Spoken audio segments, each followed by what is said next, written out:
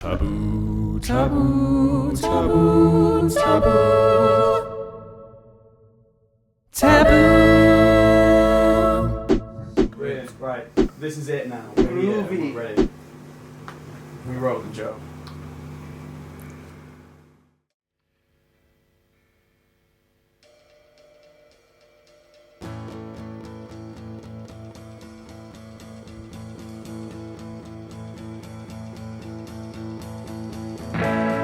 Sitting on my bedroom floor, don't know what I'll do it for.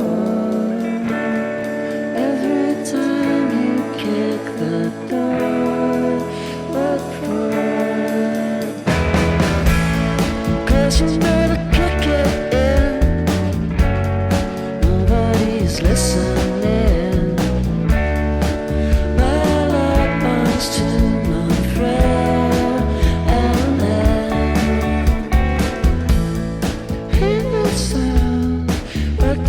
Out, open wide, bitter mouth, frustration, get things done, overrun, nothing, outside and have some fun, don't come back until it's done, not the same as when we're young.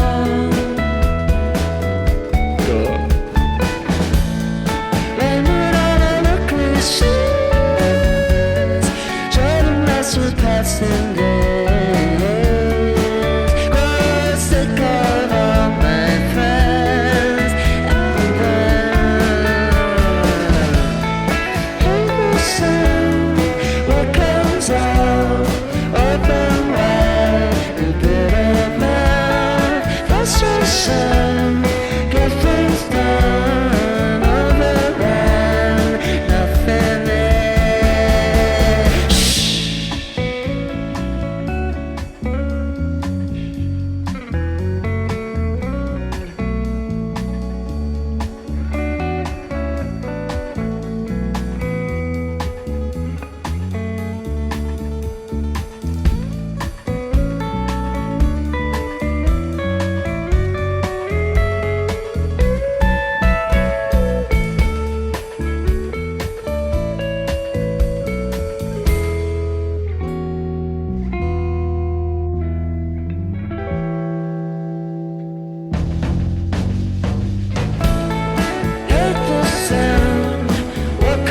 out, open wide, you bitter mouth, frustration, get things done, overrun, nothing finished, hit the sound, what comes out, open wide, you bitter mouth, frustration, yeah, get things done, overrun, nothing.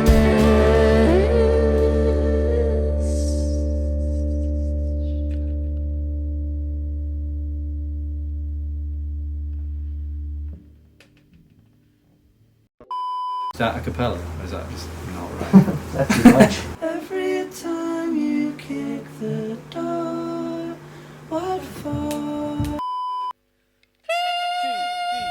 Whenever someone's giving you the time of day, and I see you're acting as if you're okay, don't forget the difference between 1 and 2. You can see it, but that's what is wrong with you. Even if he's treating you so disdain, even if he's saying all your friends are lame, when we boil it down, you wanna 1 is 2, and it's important getting along with you.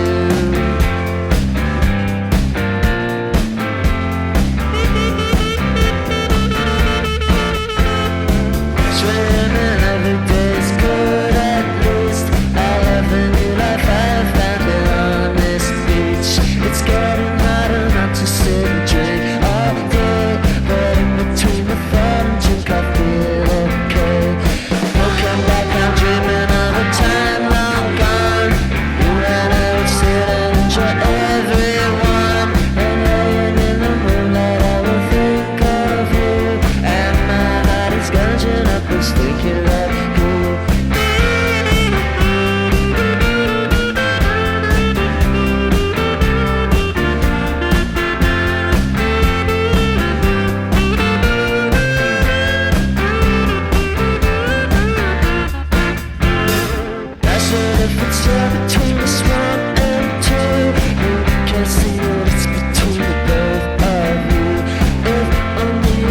outside of our two heads. We found something that life until we are prepared. Oh, a little longer if we are all out. 'Cause there's a lot of ones and twos between zero and we burn it down. The one plus two, and it's about to get along with you.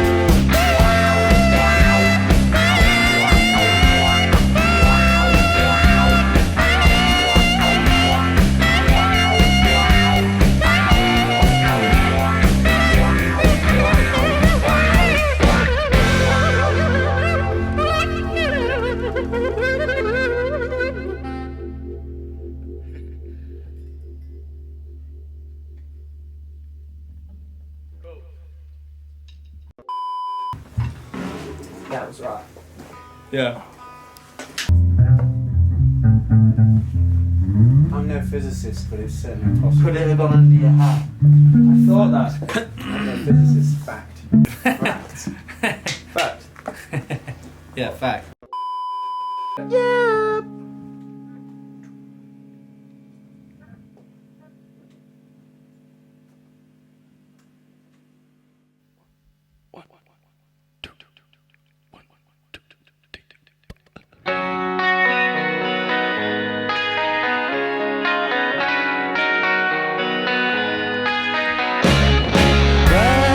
Try to tell me where you wanna go.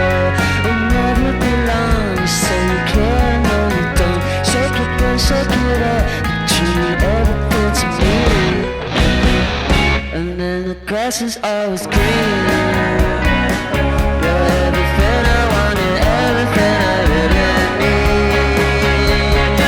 It's your house, it's your rules, all I can see is a bunch of food. Take it up with a smile. Says that we'll never learn. See what you mean, but then the grass is always green. Oh, like a bad dream. You're everything I wanted, everything I really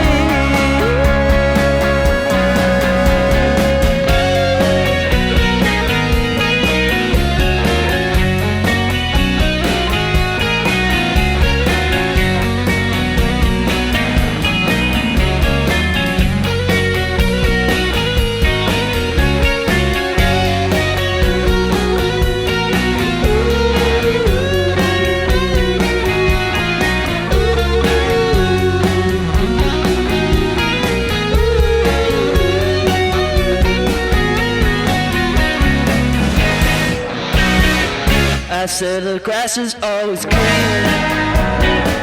I don't know what you mean. How could you be so very mean? Grass is always green.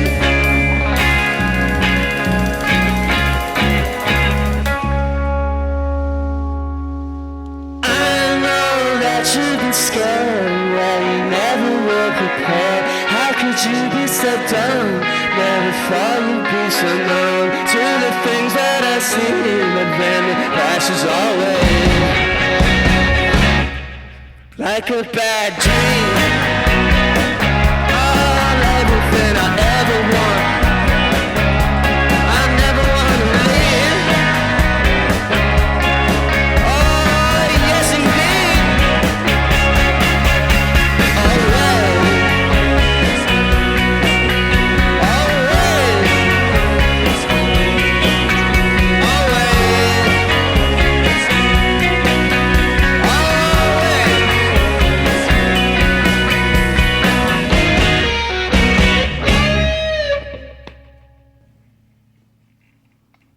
We were getting there.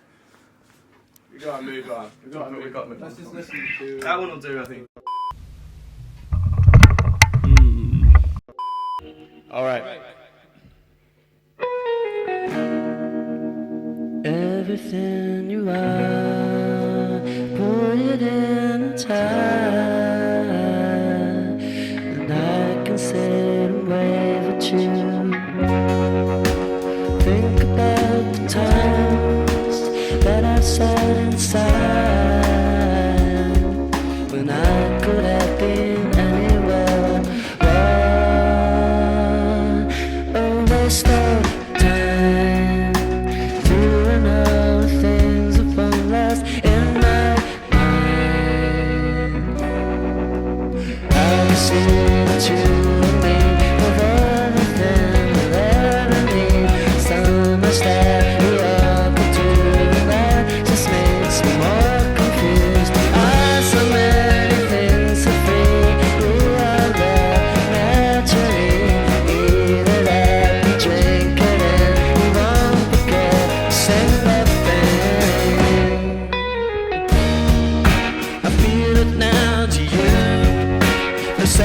does cool.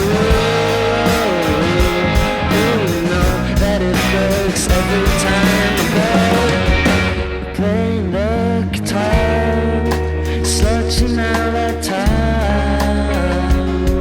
Maybe I just need some new strings. We talk out now, you say you find it hard to do everything the world around. It's not that hard. What do I know about what's in this heart? I look inside the sticky sides, the walls and boundaries of my mind. I don't want to believe it's true, but I'm the same, just like you. We all think that we are the one.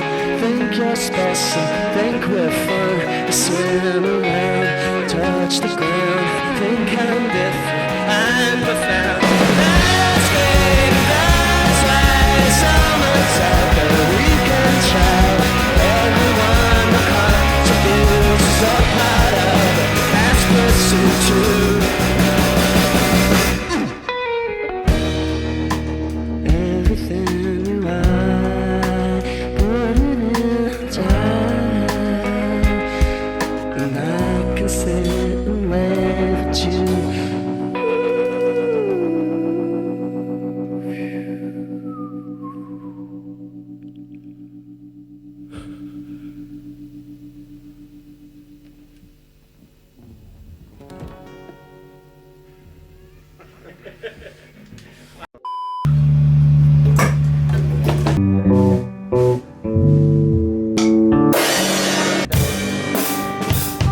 Sorry about it. Bit of a Beatles rip-off. What's that song?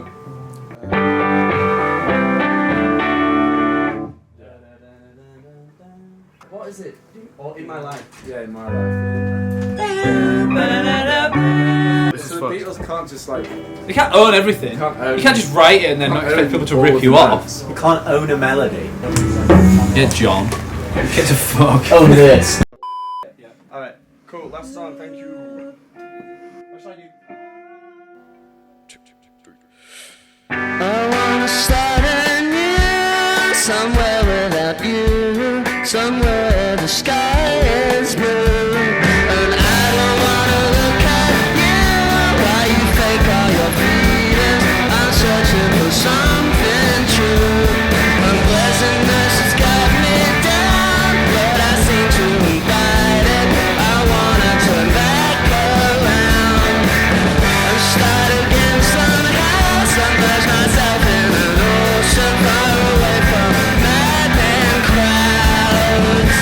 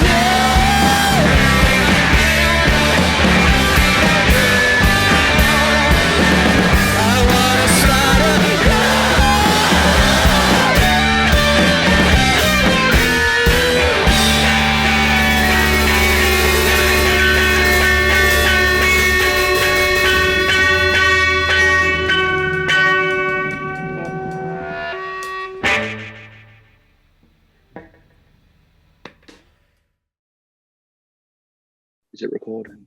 It is.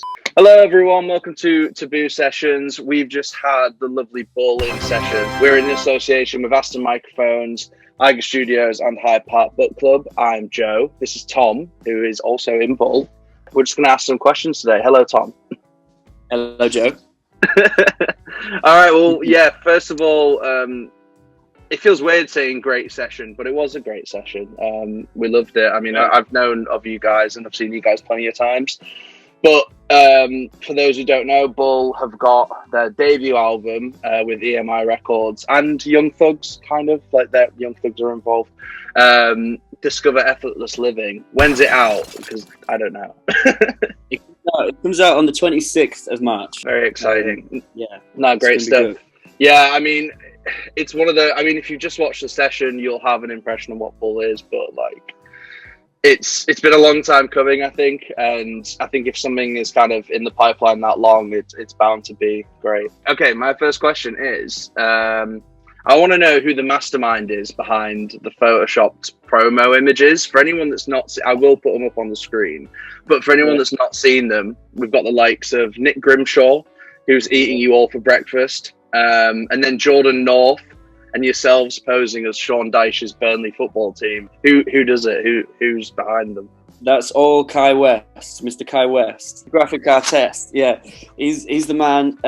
He plays the bass in the band. If you've seen the session, you'll have seen him playing the bass. He's also a fine artist himself. You know, he makes posters and he does screen printing, and he also makes our t-shirts and various pieces of our artwork. And not forgetting, as you say, the holy Photoshops. Big shout out to Photoshop, Adobe. Yeah, thank you, Photoshop. Please sponsor us, because I want it too. It's good stuff, honestly. If anyone needs a smile, then just go have a look at the Bull Facebook page and just have a scroll down. It gives you a good giggle. Hugh Stevens is like on a train. Like yeah, that one was pretty loose. We thought like hoochoo, and then they're all connected in some way though, and I respect that. Like, there's always a reason. Yeah. Oh, yeah. It's not just completely out of nowhere. But No, you said, the idea behind it is to just give, to let those DJs know that we exist and that we're thankful for them for playing our music. Yeah, definitely. Cut through the retweets to give them a little laugh, maybe. That's it. I mean, for those who don't know, I manage a faux pas, so I manage an artist too, and there's so much great stuff in the industry and great people, but I think that it's just so saturated. There's so many bands, so many artists. It's so hard to stand out. I mean, and I think it works for you guys so well though, because by no like strands of the imagination of you guys, like the status quo, normal, boring people. You are all quite individual and interesting, and so you may as well take the same approach with stuff like promo, which is boring. Let's be real. Can be pretty boring. Yeah. Yeah. I saw a good thing from Faux Pas recently that was cracked me up, where you had something to do with the baby pictures. Was that it? Oh yeah, I like that. Yeah, thank you. No, for the Gorilla Man release, we were like, oh, well, the song's all about kind of looking back at a more innocent time, and we were like, let's just put some cute baby photos on, and there's some real corkers in there. I want to see bold baby photos. That'd be great. We should do that. I saw an insane picture of Kai the other day on Facebook from when he was about 8 or something. I just you quietly screenshotted that, and I've got it. So got it ready to use when necessary. It's in the vault. It's in the vault, like there's a stash. This is the vault. Oh, I don't know why. If I picture Kai like a baby, which I don't do often, but I just have now, I imagine him dressed the same and with the same hair and beard, but just small. To be fair, yeah, he's quite wily when he was younger. I think Quite wily. Yeah, very proper bit of a wild child by all accounts. Brilliant. Okay, cool. So we'll thank Kai for those, and long may they continue. Talking about sort of like people you've reached out to or like connected to in the industry, I had a proper look yesterday at like 12 o'clock at night when I was like, shit, I need to write some questions. You guys have connected with some like really cool people in the industry and just sort of in music in general who are like raving about you guys, and also just. And I'm not talking about the Facebook ones where you've got like Tom Jones or a Tom Jones lookalike talking about the band. I'm talking, so I'll try and get this right. We've got like Elton John, Declan McKenna, Remco, who live engineered like Pavement, Steve Malcolmus and Spiral Stairs, Sports Team, Can Shake a Pie, Squid. I don't know if I've missed any, but for me, they're all pretty right on. Pretty good stuff. Yeah, I agree. I'm glad you agree. So what I actually want to know is if there was an Anchorman / Scott Pilgrim sort of style fight scene standoff between everyone. I want to know who'd win and why. Who would win? I talk about this all the time. I'm sure every band does. I think we do okay. Kai's huge. Yeah, we're pretty. We can. I think I wouldn't fuck with Tom Gavatis on the drums. Like, no, I thought that he's a really good football player as well, and it made me think he would be a good fighter for some reason. He's quite fearless, Tom. Like, so I think he would be very good in a fight. But he's not. He wouldn't. You know, I don't think any of us have ever really. Been fight. No, in no way is this question. I know I'm saying it's a fight. It's a hypothetical. I'm not. We have this conversation very, very often. It's a good conversation.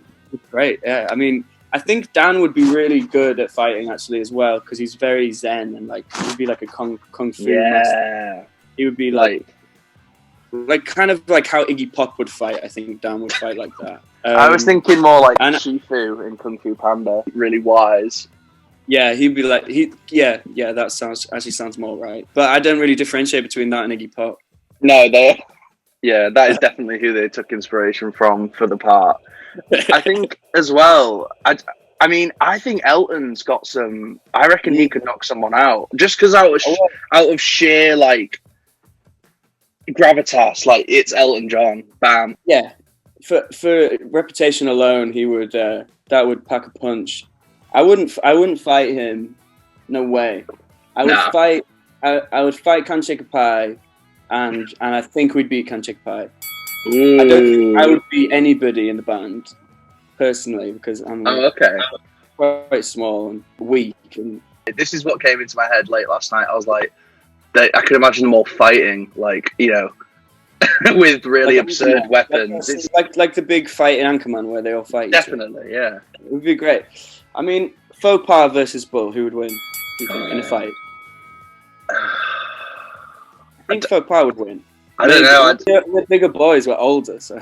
You're bigger and older. I think we respect you too much, genuinely. I think we just kind of bow down and be like, nah, like, we don't want to fight. We don't want to fight either, so we're not going to fight. That's settled. But in terms of, we have met some amazing people. That much is true. And we do talk about who we could beat in fights. I mean, all I know is that when we finish a gig and we drive home, the first thing we do is just talk about fighting who we've just met. Like, it's a given. Yeah, we also said like we at one point we were going to make voodoo dolls out of various bands that we knew to play. Great merch. Oh, for other bands. Right. Of other bands. And we used to tell them this and freak them out quite a lot. Like, I bet you did. Wouldn't always say that to people out of the blue. I feel like you have to have established some kind of rapport before you start talking about the voodoo doll. For the fight, though, it's pretty even all round, I must say. I mean, again, Steve Malcolmus. I couldn't fight him. We did meet him once, and I was, suitably starstruck because my favorite songwriter, probably one of them anyway. And he's I think he's amazing. I wouldn't fight him, no fucking way. Yeah, I'm not gonna fight him. I'd sooner get bashed in the head before I even thought about laying a finger on him. Same, definitely. Yeah. He's very cool, and he's very, he was really nice to us. The reason we met him was that Remco, as you said, is the sound engineer for Pavement, who is this amazing producer who works in Amsterdam. And we met him by complete fluke. Like all these, these connections that you say, like it's all fluke. It's fluke. It's just. Well, now I'm going to stop you there because you say it's fluke, and yeah, I get that. But at the same time, you guys have got to put yourselves out there in the first place. Like, I remember speaking to Kai. We were drunk in dusk one night, and I went up to him and I was like, Kai, like, you guys doing so well. I was like, I was just talking to him, and he's like, honestly, he's a bit pissed. He was like, you just got to do it. You just got to go out there and do it. And he told us about, you guys basically did just buy a one-way ticket and hope for the best, and it worked out. So, yeah, man, putting yourself out there and working hard and having fun, and you never know what could happen. So this is a question that we've done a couple of times. We've asked each band this that we've talked to, and it's loved and lost for a band. So a band that you love right now, which you want people to go check out, you're really raving about, or the band are raving about, since they're sadly not here. And then a band that's been lost like over the time, so they're no longer operating in the industry, basically. I can answer that. They spring to mind.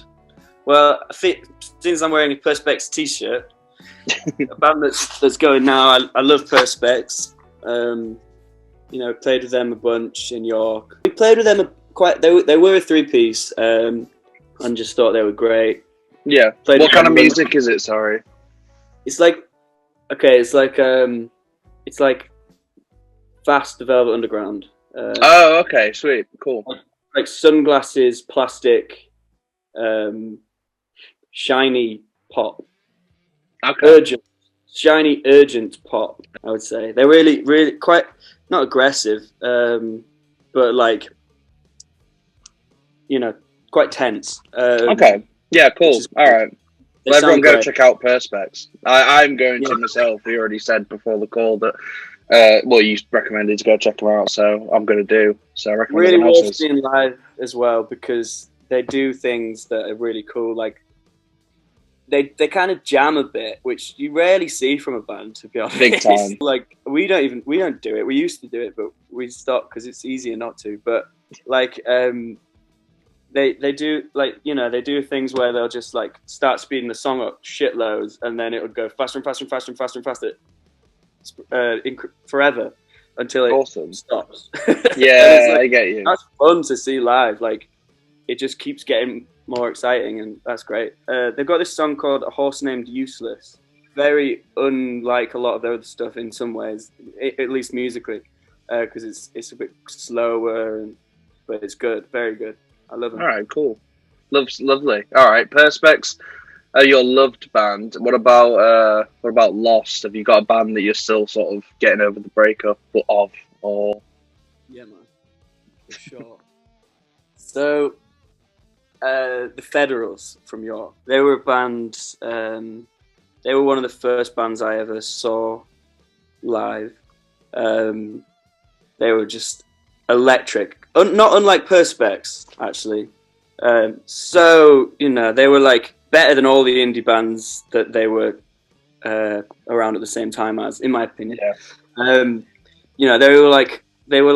They nearly got really huge as well, actually. Oh, really? I don't know. This is rock and roll legend now, but but yeah, they're the Federals. They're from York. They're brilliant, and all the members are still doing great music and stuff. So it's all cool. They're good. Okay, it's almost nice if a band. I mean, it's not nice when they're gone, but when they are gone, there's no way they can kind of like taint what they've done. Exists forever in golden memory.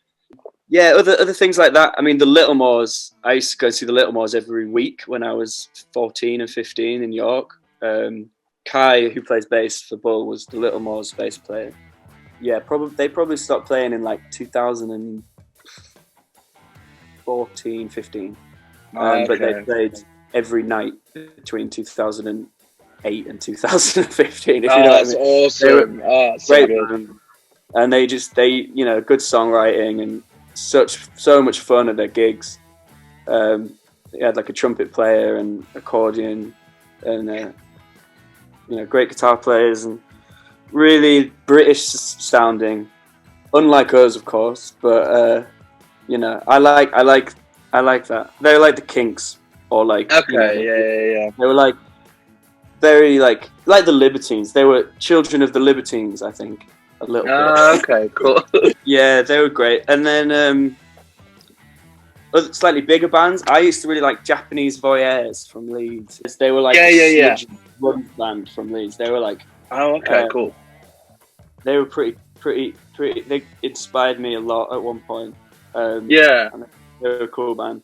But there's so many bands that have. It's weird. I was thinking about it, and you said I was thinking so locally about it. But I suppose that's kind of been my experience with modern music a lot. Has been local music, and you seem to have stuck to the local stuff though, or like York, Leeds kind of area, and it rings true though. You know, you guys have stuck in York as well, and I think that's a big. I mean, don't get me wrong, you did go over to like Amsterdam, but I think that's a different thing. When you're in in England, sorry, you're very much associated with York still, which I think I've got to commend, because for a while in my experience, it didn't seem like York had a lot going on.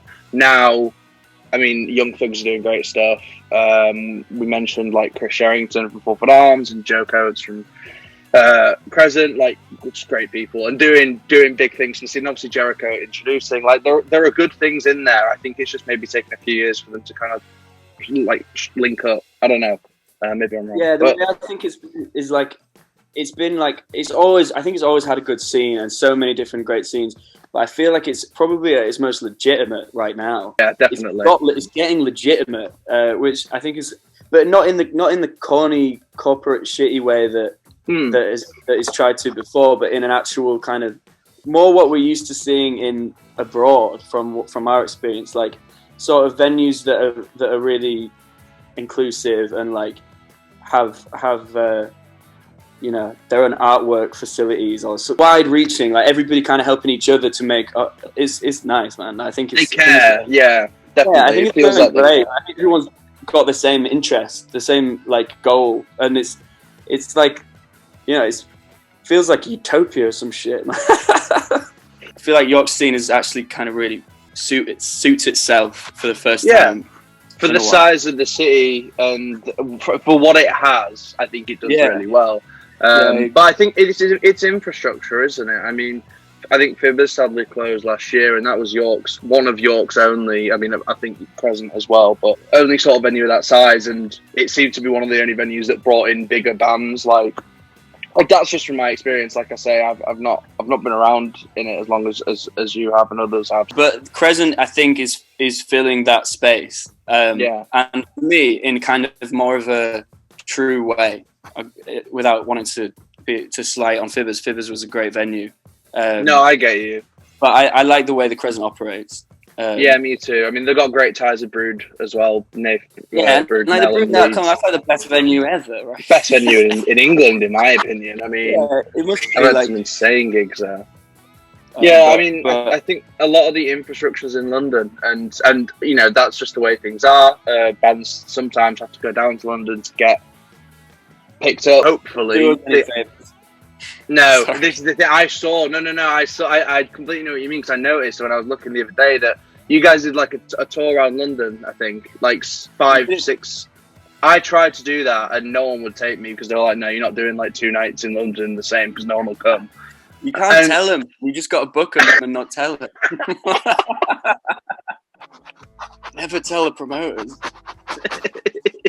I think there's certainly a conception that's what you got to do. But I like to think that change is coming. There's stuff going on in York and Leeds. Music Leeds, I don't know if you know the guys from Music Leeds, but like Whiskers and Scott Lewis and just everyone involved with that. Yeah, like the session we did, you know, that felt like a really nice kind of community atmosphere, that place.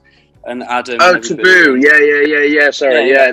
Iger Studios really is awesome, man. Oh, I'm glad you enjoyed it. It was just a vibe. Like, there was just a feeling. People walking around, like, having some food, then going to rehearse. It felt more like a school than a rehearsal place. It was so friendly there, too, which I thought was really cool. Just, like, chatting to each other and stuff. That would be something that York would be good for York. York's kind of missing that studio in town, but there's loads of great studios. I mean, Young Thugs. I guess that's the plan for Young Thugs to be.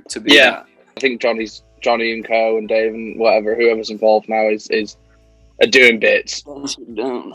If clearing out the rooms wasn't enough of a job, I mean, that deserves a tip of the hat. I wanted one of those snooker tables, man. Oh yeah. I mean, I don't know if I had nowhere to fit it, but Definitely don't have the space, but I would keep it somewhere. I'd bury it or something, and then go back for it. Or maybe just set it up in the middle of town and be like, "This is the free snooker table for town." I wish. I don't think it'd. Well, actually, it might last. I can just imagine people doing silly things to it when they're drunk. But It's not having shit on it or something. I was going to ask what your favorite song is from your album and why. Okay. None. I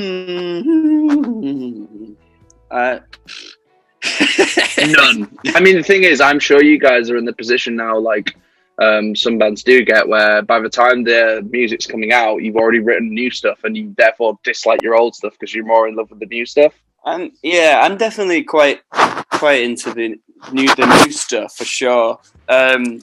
A bit more, but I love all those songs. I think Love Goo is my favorite. I think, yeah. Definitely. I just like the lyrics on that one, and I think it's the only one I can really listen to.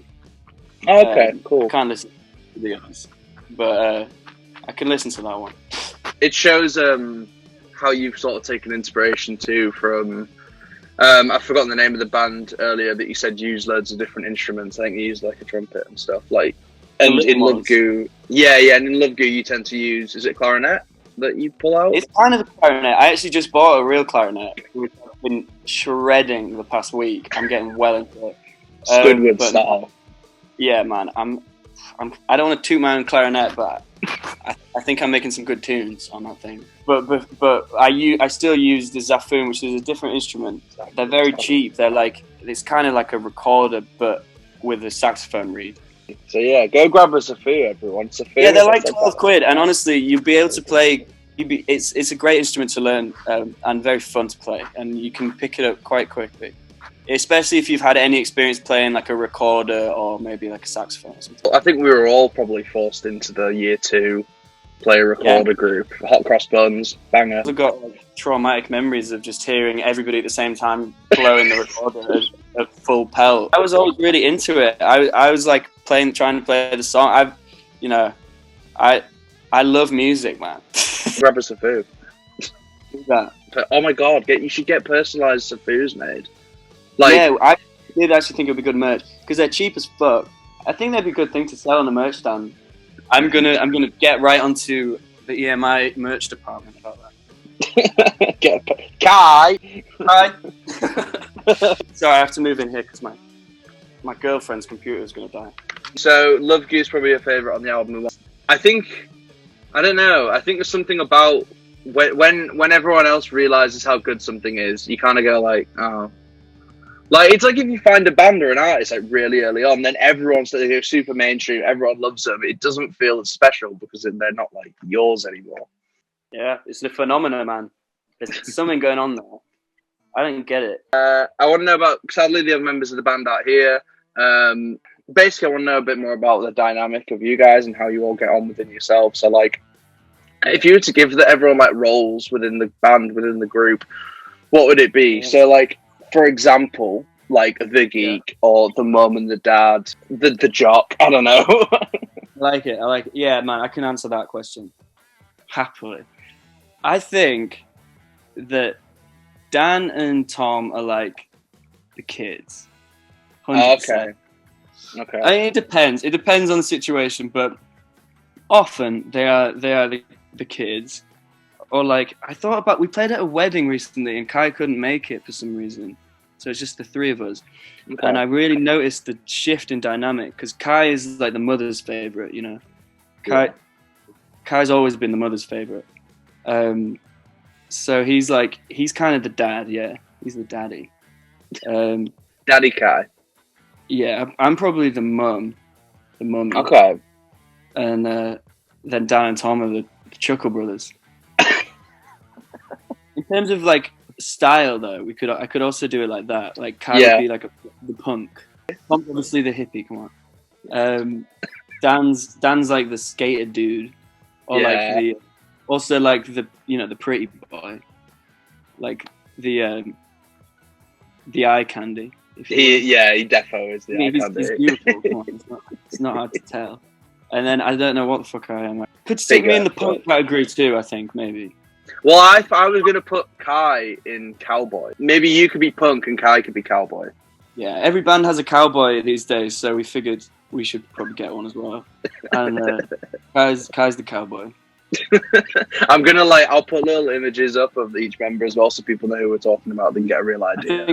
I've got the exact photo you need. I'll send you it. Awesome. Oh no. No, it's nothing to worry about. We can be a little bit serious these days. Depends on our mood. Sometimes I'm a bit of a dick. We try and make really good music. We're trying quite hard to. I really want us to sound good, and everybody. I think the whole band does. So we used to just get really pissed and fall over and just play, and it was not very serious, but we still do that sometimes. But yeah. You got to bit. You are a musician. It depends on the mood, but we definitely we've reached a level where we kind of playing together now, where we're really trying to focus on making nice music. You can tell though, for someone that's seen you from the start to now, it's interesting that you say you've kind of become maybe more strict and professional. Do you think that's with what's come with EMI and such, and you feel like you've almost got this responsibility now? Yes, since we signed with EMI, and actually, I guess since we kind of started working with Young Thugs, Dave Greenbrown kind of had an input for a long time where he was trying to get us to pull our shit together a little, which was definitely about time, and it was very, that we wouldn't have signed to EMI if it wasn't for that help. And is that a similar time as to when Kai came in the band as well? I know Kai came in earlier than EMI, but you think when you were sort of sorting stuff out, getting more organised, I guess, is that kind of Kai's influence as Definitely, well? that was a huge change. When Kai and Tom both joined the band, it was the start of a new era, and we definitely started with the same atmosphere and agenda as we always had. The first thing we did was go to France busking and playing random gigs any random gig we could get in France and around the place. And it was great. One last question, and it's a bit of a sell me this pen kind of question, but the album's going to be great. But for anyone out there that's watching that's on the fence, why should they buy it? I think it's a really diverse album. I think every song is its own piece of art and offers its own version of me. A lot of the time, I suppose, because the lyrics are personal, for the most part. Also, different versions of us and our guitar and our musicianship. All the band, of course, very important. And just it's the kind of album. It's all hits, man. It's 13 hits. And they're all. I want all the 13 slots of the top 40. I just want bull, bull, bull, bull, bull. Yeah, that's kind of always been our goal. Just to be the greatest band of all time. Yeah, that's always the goat. Yeah, we want to be the best band ever. The album is pretty good. I think if you're a fan of songs and music, you will enjoy it. Yeah, no, I'm really excited for it, man. I mean, I've heard a lot of the songs before, but also when I look at the listing of the song names, I'm I don't know that. Definitely don't know that. And I was even obviously lucky enough to hear a couple of the new tracks from the session, In a Jar and stuff. But they will only be available once for the people that have watched this and are still here, and then it'll be gone. That's fresh as fuck. That I want to start a new song that we played. That was written not very far. Oh, really? That's probably mine and Adam's favourite from the session. I think we said we really enjoyed that. Yeah, me too. It's it's a new one. It's pretty cool. We've got more to come. Lots more songs. We're gonna record 2 more albums hopefully this year. That's the plan. Or not this year. This year and next year, two albums. Are you gonna be a King Giz band, 7 albums a year? If we can, yes. If people pay for it. I'm sure they will, man. I'm really excited about it. It's been lovely to speak to you. I'm Thank going to you end for it there. That's all right. Go check out Yeah, Bull, thanks so everyone, much. and go. Thanks go for having us on the buy- session, and thanks to Adam, It's all good. and thanks to Ig Studios and to Taboo Sessions. Long may We they loved continue. it. That's great. It was Go you guys buy. were so friendly and helpful. It was really good. Oh, I'm glad, man. No, you're welcome. And go buy Discover Effortless Living out when? 26th of March, and you can buy it in your local record shop. Yeah, go get it on vinyl. The vinyls look great. Yeah, we saw them in reality today, and they do look pretty cool. I think I'm very proud of them.